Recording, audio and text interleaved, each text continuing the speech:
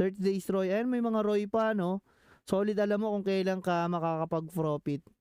And then the minimum, check natin. So years track records, reserve, currency 1,300 ang holdings niya, guys.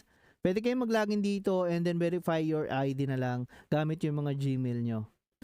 Solid pala, no? Solid din. Kasi may ROI siya nakalagay eh.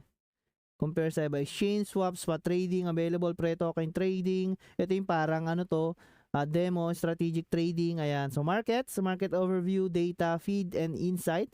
Kompleto naman, may P2P trading pa tayo dito on third-party trading. Kung maglalabas ka ng crypto at gagawin mong GCash, so meron din dito sa Coinex. Make sure lang na naka-verify ang ID mo kung gagamit ka ng P2P. Kung magka-cash in or cash out ka gamit ang GCash or any bank transfer, guys. So choose lead trader, set copy parameters, copy lead trader operation.